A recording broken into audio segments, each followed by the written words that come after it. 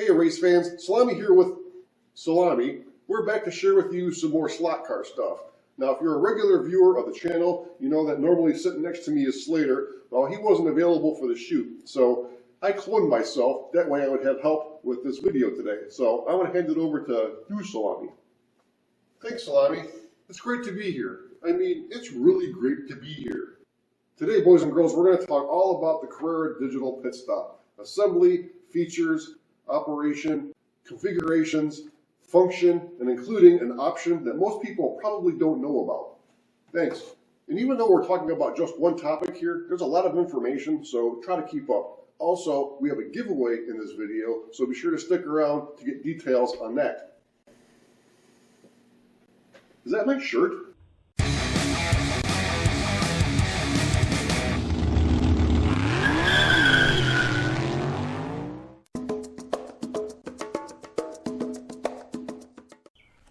Here is your pit lane kit as you would get it new out of the box.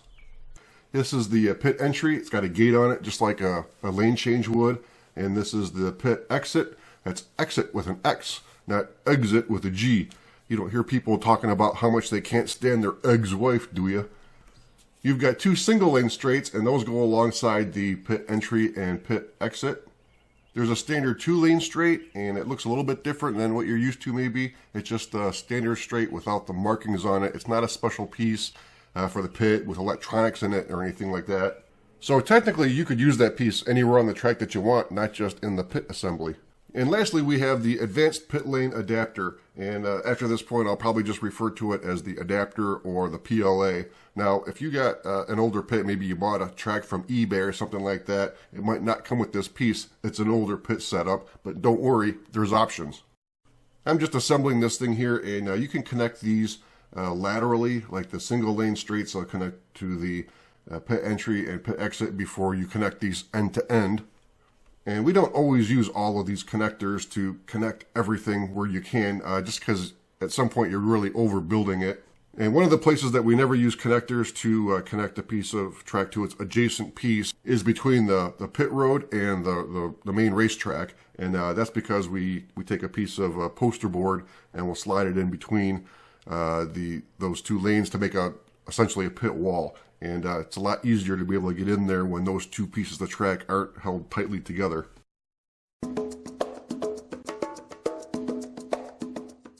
We have our pit lane installed on our little test track right now, and we're just going to call this the stock pit configuration, I guess, for lack of a better term. And we're running HSS RMS race management software. And so right now we're showing two cars on the track, and this very rightmost column here is a fuel gauge for each car. And as you might imagine, that needle on that gauge moves as you burn fuel. Now if you're not using software, then you're using a driver information center, and there's a series of LEDs on that display which show your fuel level. And when you're low on fuel, obviously the needle will be in the red zone on that gauge, or if you're using the driver information center, only the red LEDs on the display will be lit. If you're using the software though, in addition to the visual, you also have an audio warning for low fuel as well. Salami, you are low on fuel. So we pull in to get fuel and we're in pit lane. Well, yes and no. We're in pit lane, but we're not in fueling mode, not until we land on or pass over this sensor here. So I'll pull forward over it. Salami, into the pits. So now we're in fueling mode as indicated by the flashing fuel gauge. To add fuel, hold down on the lane change button and we see the fuel gauge start to go up. And when you release the button, it stops fueling. If you're using a driver information center, then the series of LEDs will light up in sequence to show that you're adding fuel. And if you continue to hold the lane change button, it will eventually get to full and then drop out of fueling mode automatically. So what happens if we actually run out of fuel? Let's say that you missed the pit, or you only got 2 laps to go and maybe you think you can make it, or maybe you're just not paying attention. In addition to the fuel gauge showing empty, the lights in the car will flash as well. This means that you are out of fuel and the control unit will stop counting your laps. So it doesn't just stop the car and strand you out on the track somewhere. The car still runs, you're just missing laps now. Because, well, technically the car shouldn't even be running, so it's not going to count your laps either. And it won't start counting laps again until you have some amount of fuel in the tank. One more thing about running in this mode, all of the cars will have their fuel tanks topped off automatically when a race is started.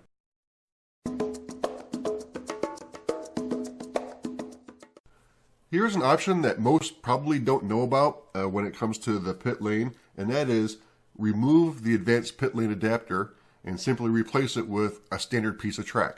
Now you'll still have fueling functionality. Some of the advanced features won't be available, and the operation is slightly different, so we'll show you how that works. The first thing to notice though, if you're using the software, is that column with the fuel gauges is no longer there. Also, if you're using a driver information center, the display no longer shows your fuel level, but rather acts as a tachometer instead, which is completely useless. In addition, when using the software, you no longer have the audio warning that you're low on fuel either. So how do you know when you need fuel? Well, the lights on the car start flashing. Now when we were running with the advanced pit lane installed, lights flashing meant that we were out of fuel, but running without it, lights flashing means we're low on fuel. So we need to go to the pits to get fuel, but there's no sensor to run over, so how do we get into fueling mode? Well, in this configuration, there really isn't a fueling mode. As soon as you pull in and stop anywhere between the pit entry and pit exit, the car fuels automatically. And notice the lights on the car. Once you pull into the pit, they start flashing faster. That means the car is fueling. When the lights stop flashing and go back on solid, that means you're full. And things work a little bit differently too if we actually run out of fuel. In this configuration, when you run out of fuel, the car will continue to run, but only at about 50% maximum speed. And also, it kind of chugs as well. But the control unit will continue to count the laps though, even if you're out of fuel. So your penalty for running out of fuel in this mode is you just go slow and get passed by everybody else. One more note about running in this mode. At the start of a race, all the cars retain their current fuel levels. Therefore, drivers have to remember to pit before starting a race, or they might end up starting the race with less than a full tank.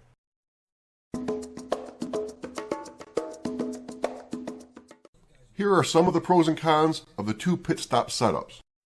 As far as equipment, when running without the advanced pit, there's nothing additional required. You can just get a pit lane kit and get fueling functionality without the additional expense and complexity of driver information centers or apps running on a smartphone, tablet, PC, or needing multiple monitors or a big screen TV. And of course, you can add all that later if you wish. Without the advanced pit lane, the operation is quite basic.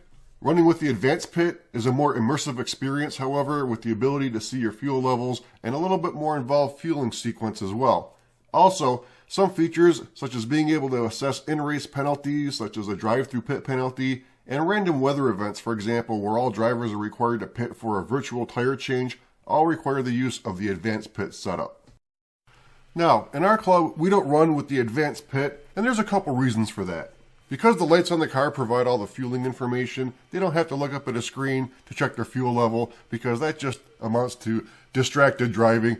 Add to the fact that they're probably already drinking and driving slot cars already, they're going to end up running into a playground. You might ask, why can't you just listen for the audible fuel warning since you're using the software? Well, about that. In our club at least, we'd probably miss half of those announcements with all the banter and ribbing going on all the time.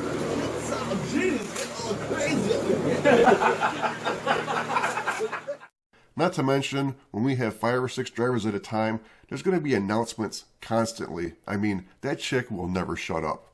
You are low on fuel. You are low on fuel. You are low on fuel. You are low on fuel. However, running without the PLA does require cars with lights. Whereas running with the advanced pit, not necessarily. Therefore, you can run like the NASCARs and the F1 cars. Or you can do like we do and circumvent the problem by adding a light or lights to cars that don't have them.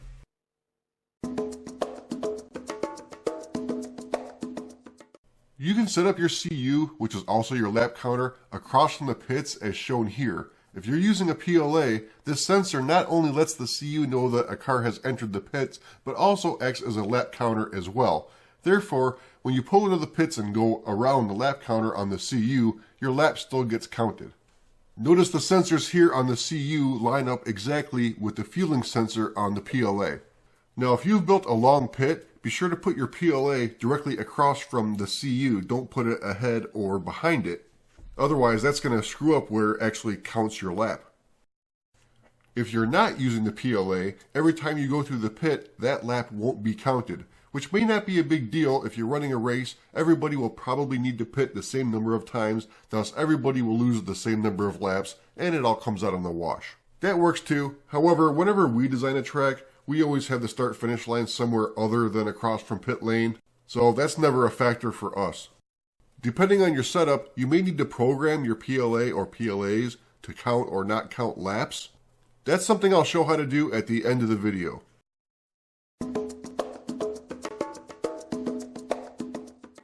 We've been asked plenty of times on how we do this dual pit lane setup, and there's really no secret to it, although you do need to have 2 pit lane kits. But when you build it, you just take your first pit entry, and then after that put your second pit entry, and then at the back end, both of your pit exits together. And then there's your 2 pit lanes. And this will behave exactly the same way it would as if it were a single pit lane. If you're not using PLAs, then the car will fuel anywhere between the first pit entry and the last pit exit. I'm adding something here that we always put in one of our tracks, and that is adding a straight section between the first pit entry and the second pit entry. And this just gives us a little more reaction time to be able to release the lane change button so we don't accidentally go to the outmost pit lane if we don't want to. Now if you're using the PLAs, you have a couple of options here. So you can take your PLAs and put them here and here, and then obviously once you get past this point, that's when you enter your fueling mode. Or if you're using a setup like we have, you can just take your PLA and put it in the single straight section, and then you'll enter fueling mode when you pass this point. And a reminder, if you're putting your CU across from your pit, be sure that you put it directly across from wherever you put your PLAs.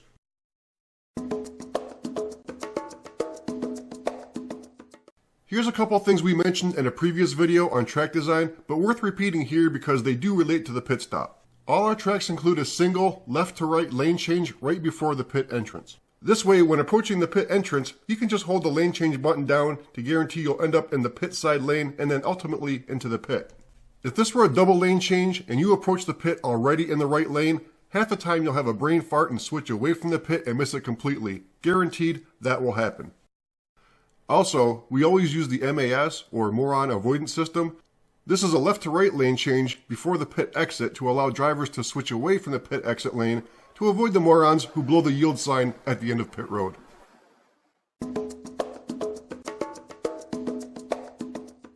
Now you're not limited to just the standard straight setup. You can do something like this where you have the pit on the inside of a turn, or the outside of a turn, or something with some infield between the pit and the main racing line, or something similar to what you would see at a NASCAR type tri-oval track. Basically, anything that you put between your pit entry and pit exit becomes the pit.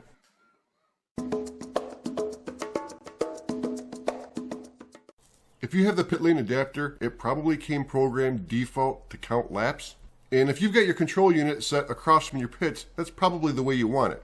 But if you have a layout where your control unit is outside of the pits, you're going to want to disable that feature. Because when a car goes to the pits, it could potentially get credited with an extra lap. And I say could because there's situations where the CU may ignore a second crossing depending on how you have your minimum lap time set, but that's a different topic for a different video. Here's how you disable the pit lane lap counting. Turn off power to the control unit, then hold the speed button down, which is the leftmost button, and while holding that down, turn the power back on. One light is disable lap counting in the pits. We hit the speed button against 2 lights come up, which is enable lap counting. So we're going to hit the button again to go back to disable. Now, drive or push the car across the adapter. You'll hear a beep. Then on the CU, press enter. That adapter piece is now programmed to not register laps. If you're running a dual pit lane and you have 2 PLAs, you'll need to program each one of those. So when you do the procedure the first time, you run the car over the first PLA, and when you repeat the procedure, be sure to run the car over the other PLA. To re-enable the pit lane lap counting, do that procedure again, except this time set it to have the 2 lights on instead of the 1. Lots of good information there, Salami. By the way, some of you may have noticed in the video this trackway arch. Trackway arch. Okay, I guess that's what we're going to call it. Anyway, this is our brand, Subhuman Racing, and we decided we're going to go ahead and give this away. And for a chance to win it, it's pretty simple. You just need to leave a comment in the comment section that says, I would like to win the Subhuman Racing Trackway Arch.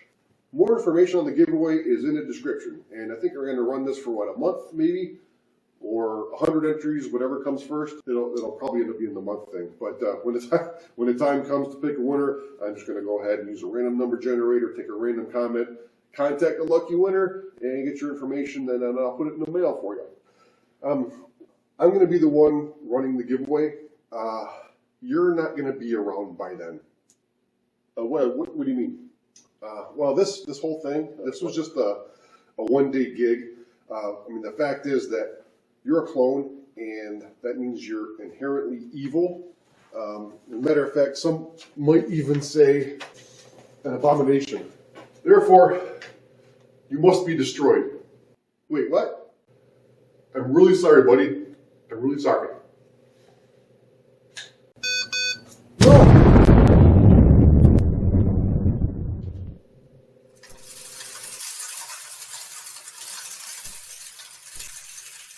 Oh crap, I think that was my shirt.